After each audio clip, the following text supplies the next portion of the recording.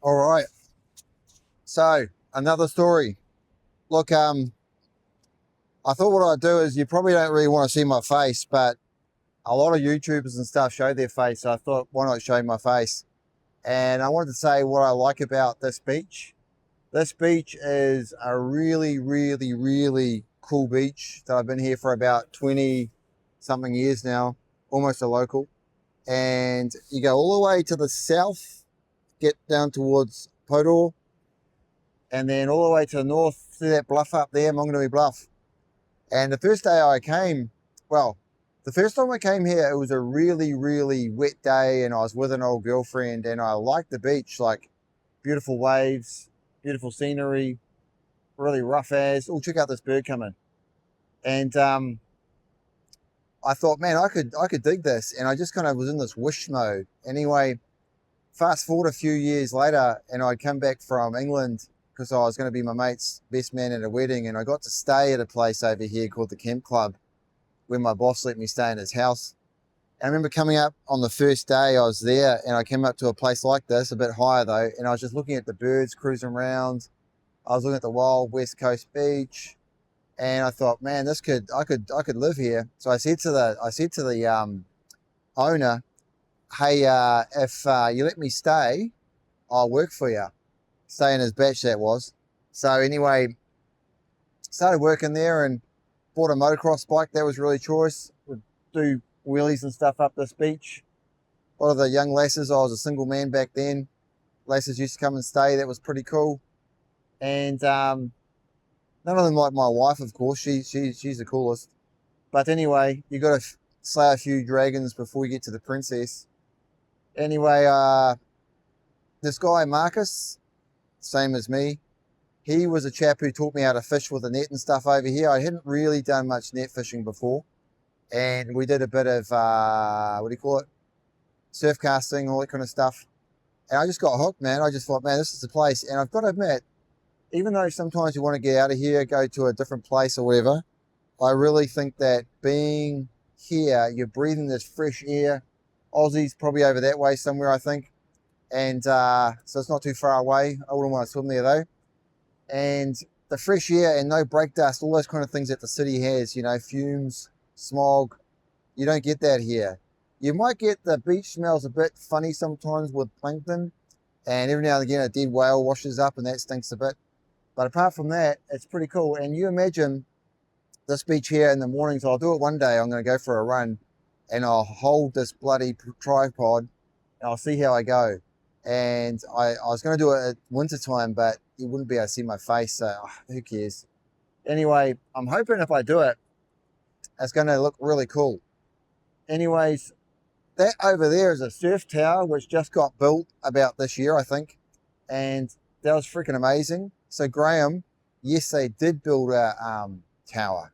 Me and Graham, we're very lucky here. We live here, and he's talking about this fund that this guy left to us, to Baylys Beach people, to build something like well, I thought it was going to be a surf tower, but apparently it was a community centre.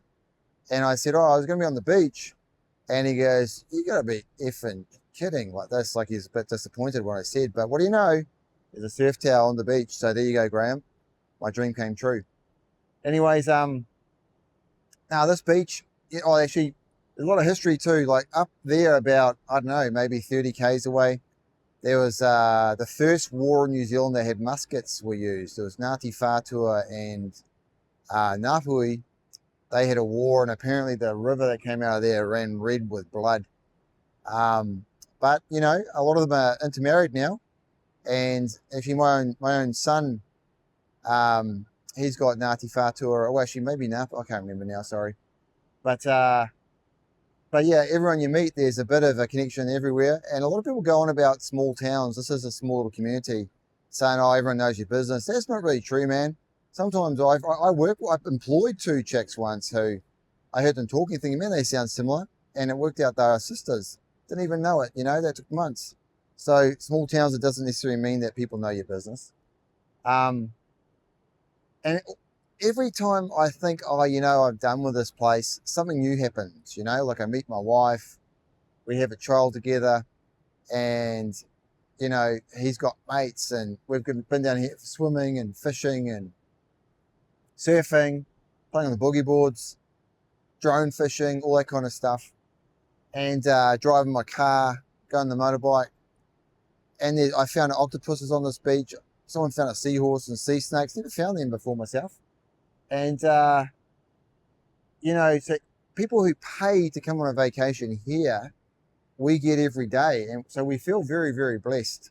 Very blessed indeed. Yeah, and if you drove all the way down there to Poto, you'd get to a lighthouse. I think it's the oldest Kaldi lighthouse in New Zealand. Doesn't have a light in there anymore. Haven't been down there for years, actually. In these streams, I don't know if you can see that stream just coming out of there, a little bit of fresh water. You get, along all this beach, you get what's called the tohiroa, if I'm saying it correctly, and that's a really nice shellfish. Grows to about this big.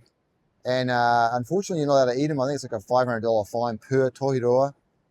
Back in the day, though, you could get permits, so I've eaten it before on permit, and it tastes really good. If you look at my video, actually, from a little while back, you'll see that one. It's pretty, well, a distinct video, but it just shows you the toiroa. You're not allowed to even touch them, so I don't know who was touching them in that video I took.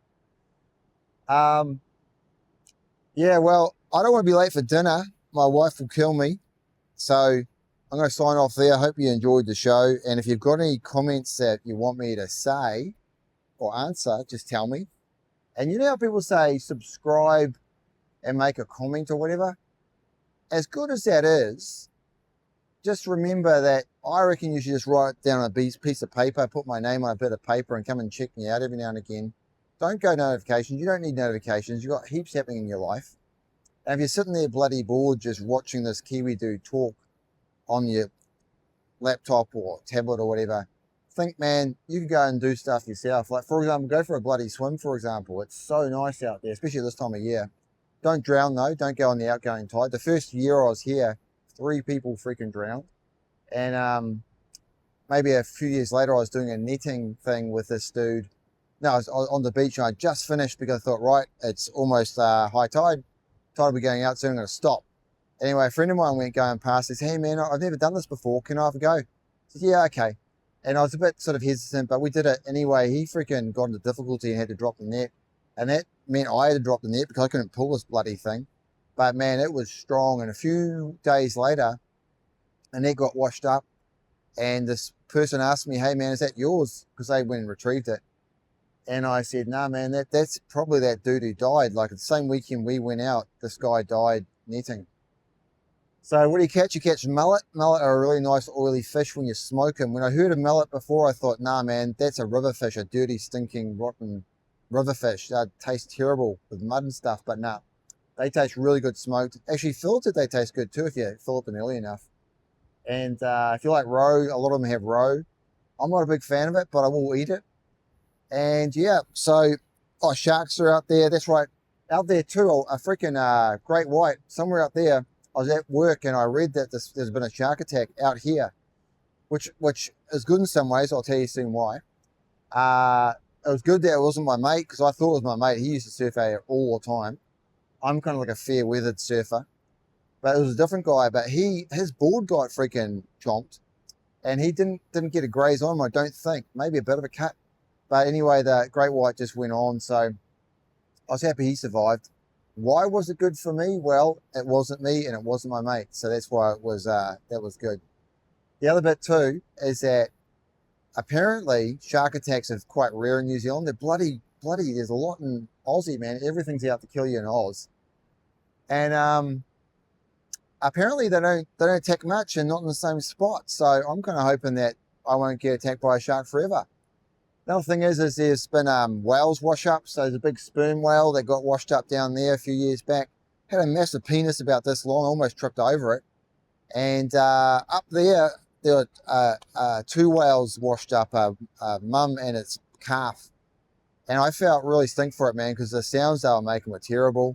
I think the mum, I don't know which one died first, but it did suck. And there was actually a few porpoise, pilot whales that got washed up.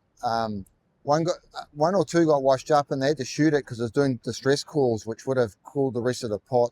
The rest of the pod would have come in, and they shot that one, so the rest of the pod wouldn't come in, which, you know, is quite sad. You got to do it, but you got to do it.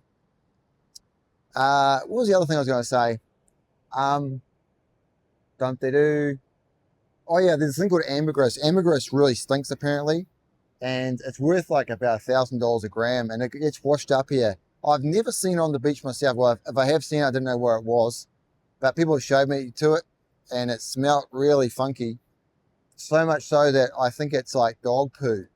And so I picked up the occasional dog poo. So thinking I'm a rich man, I'm just a pervert who picks up dog poo. But anyway, I'm going to get going. So I don't get in trouble. See ya.